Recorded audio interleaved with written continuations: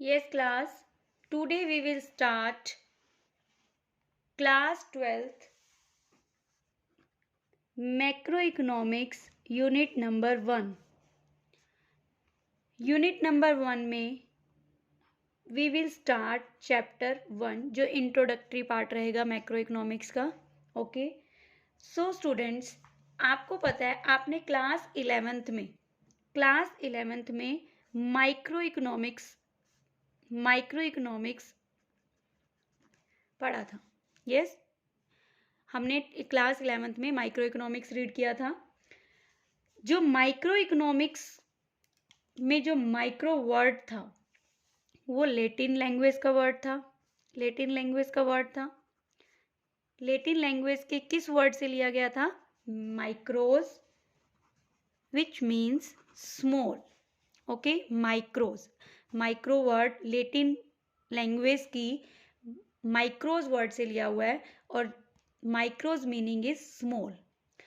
So students, हमें पता चल रहा है जो स्मॉल वर्ड है मतलब कि छोटा, स्मॉल. सो माइक्रो मीन्स छोटा.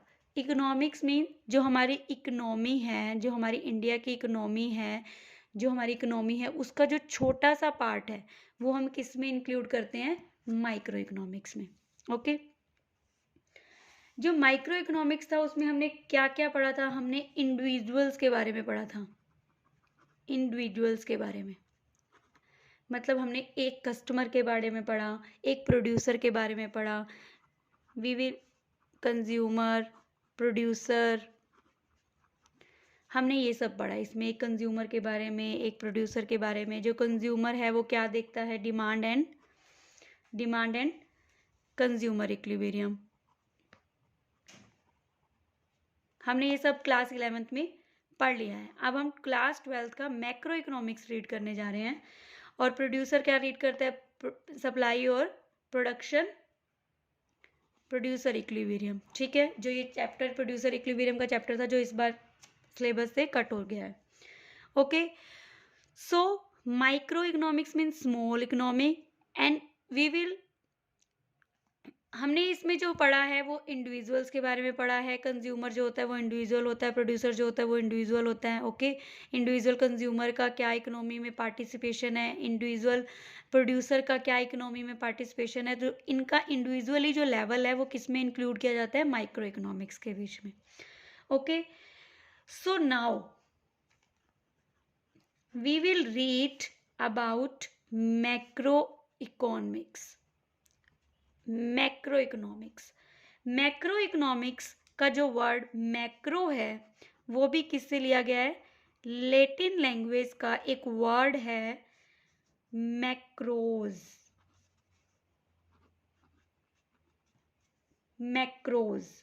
जिसका मीनिंग है large. Macros meaning is large. This is micros means small, this is macros means large. Okay, so अभी हम क्या करेंगे? न्यू स्टडी करेंगे. न्यू स्टडी हमारी क्या रहेगी? हमने यहाँ पर इंडिविजुअली, एक इंडिविजुअल कस्टमर, एक individual producer. Now we will read about economy as a whole. Now we will read about economics as a whole. अब जो हम पढ़ेंगे वो हम पढ़ेंगे कि जो इकोनॉमी है वो क्या है, मतलब जो पूरी की पूरी इकोनॉमी हमें क्या कहती है. बहुत सारे कंज्यूमर मिलेंगे तो क्या बनेगा? मैक्रो इकोनॉमिक बनेगा. ठीक है, अभी हम देखें कि हमें क्लास 12th में तो मैक्रो इकोनॉमिक्स रीड करना है, तो हमें माइक्रो इकोनॉमिक्स क्या रीड करना कंपल्सरी था? हमें रीड करना चाहिए था, हमें इसको पढ़ना चाहिए था. यस. अब स्टूडेंट, अब ये देखो, अगर हम एक कंज्यूमर के बारे में हमने पढ़ा है, ठीक है, तभी हम 10 कंज्यूमर के बारे में उसका जो डाटा है वो कलेक्ट करेंगे. उस डाटा से हम जो भी हमें एस्टिमेशंस लगाने हैं, जो भी हमें इकोनॉमी की सिचुएशन को देखना है, ठीक है, तो वो हम मल्टीपल कंज्यूमर्स को देखकर करेंगे. और जब मल्टीपल कंज्यूमर्स इंक्लूड हो जाएंगे तो वो मैक्रो इकोनॉमिक्स में आ जाएगा, क्योंकि जो उसका एरिया है, जो उसको स्टडी करने का एरिया है, जो कंज्यूमर को स्टडी करने की मार्केट है, जो उसका एरिया है वो क्या हो जाएगा? लार्ज हो जाएगा. ओके। जो लार्ज एरिया है वो माइक्रो इकोनॉमिक्स में कवर नहीं होगा, क्योंकि माइक्रो इकोनॉमिक्स में तो हमें एक कंज्यूमर के बारे में रीड करना था, एक प्रोड्यूसर के बारे में रीड करना था। अब हमें मल्टीपल कंज्यूमर्स के बारे में रीड करना है, मल्टीपल प्रोड्यूसर्स के बारे में रीड करना है, तो उसके लिए हमारा एरिया भी क्या होना चाहिए, लार्ज होना चाहिए। सो उस पूरी इकोनॉमी के बारे में पढ़ने के लिए, पूरी मार्केट के लिए पढ़ने के लिए हमें क्या क्या पढ़ना जरूरी है, मैक्रोज इकोनॉमी। ओके, जिससे हम इकोनॉमी एज अ होल का पता लगाएंगे कि इकोनॉमी पूरे एरिया में क्या है। ओके, उसकी क्या सिचुएशन है, हमें क्या क्या पढ़ना है उसके लिए। ओके, सो नेक्स्ट हम ये सब मैक्रो इकोनॉमिक्स का यूनिट कंप्लीट करेंगे। सो अभी we will learn about macroeconomics. What is the meaning of macroeconomics? आपको मैक्रो वर्ड से लार्ज है, लार्ज से मतलब कि हमें बहुत बड़ी मार्केट के बारे में पढ़ना होगा, बहुत बड़ी लार्ज इकोनॉमी के बारे में पढ़ना होगा, दैट इज मैक्रो इकोनॉमिक्स। हमें इस लार्ज वर्ड से हम ये समझ पा रहे हैं, macro means large, economy means market, large जो इकोनॉमी है उसके लिए हमें पढ़ना होगा, इकोनॉमी एज अ होल की पूरी इकोनॉमी के बारे में हमें पढ़ना है इसमें। सो हमें पता है जो मैक्रोज वर्ड्स है वो जो मैक्रो वर्ड है वो मैक्रोज लैटिन वर्ड है, और जो मैक्रोज का मीनिंग है वो लार्ज है। ओके, सो अभी हमें देखना है क्या माइक्रो और मैक्रो, हमें दोनों को, क्या इन दोनों में कोई रिलेशन है? यस बताओ स्टूडेंट, क्या माइक्रो और मैक्रो में रिलेशन है कोई? यस ऑफ कोर्स रिलेशन है। वन के बारे में पढ़ेंगे तभी हम मैनी के बारे में पढ़ सकेंगे। सो मैक्रो इकोनॉमिक्स एंड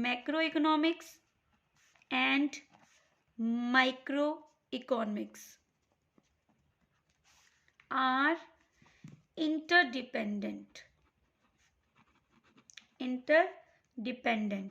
कि ये आपस में डिपेंड करते हैं एक दूसरे पे। माइक्रो की स्टडी करेंगे तभी हम मैक्रो तक पहुंच पाएंगे।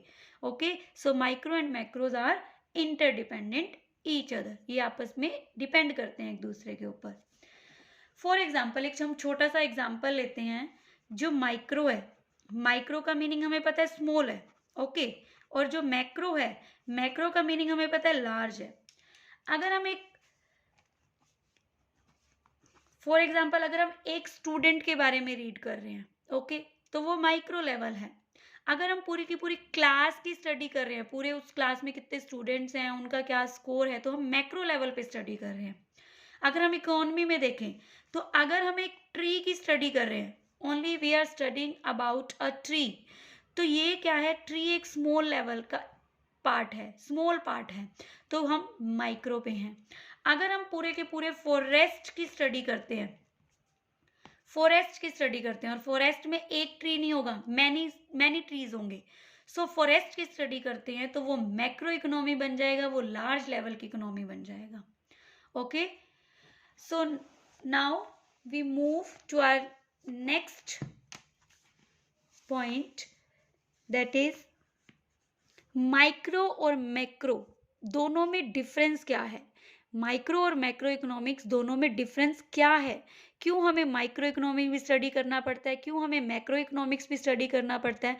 तो अब हम देखेंगे what is the different between micro economics and macro economics. और वी कैन से, हम डिफरेंस नहीं कहेंगे तो हम ये भी बोल सकते हैं कि कैसे माइक्रो मैक्रो के ऊपर रिलेट करती है। ओके, कैसे मैक्रो इकोनॉमिक्स माइक्रो से रिलेट करती है, कैसे माइक्रो इकोनॉमिक्स और माइक्रो इकोनॉमिक्स जो है वो इंटर रिलेटेड है, आपस में इंटरडिपेंडेंट है।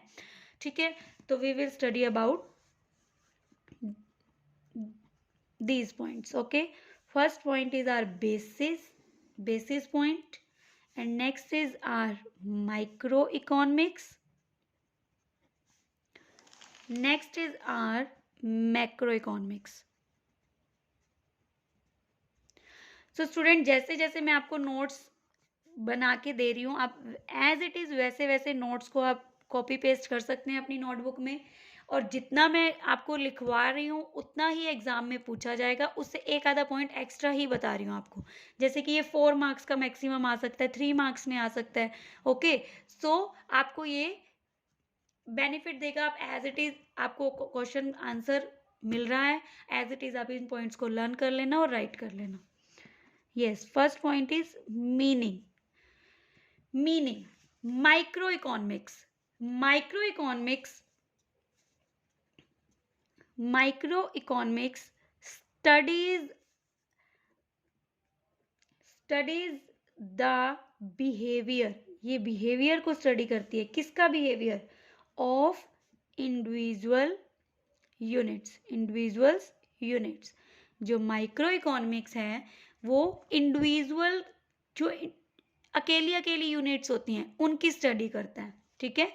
ऑफ एन इकोनॉमी, जो भी इकोनॉमी में सिंगल यूनिट्स हैं उनकी स्टडी करता है। लाइक एक कंज्यूमर की डिमांड कितनी है, ठीक है, ये एक इंडिविजुअल यूनिट है, demand of one consumer, this is micro economics. Next, meaning of macro economics. Macro economics studies the behaviour. Macro economics किसकी स्टडी करता है? किसके बिहेवियर की स्टडी करता है? Behaviour of aggregate,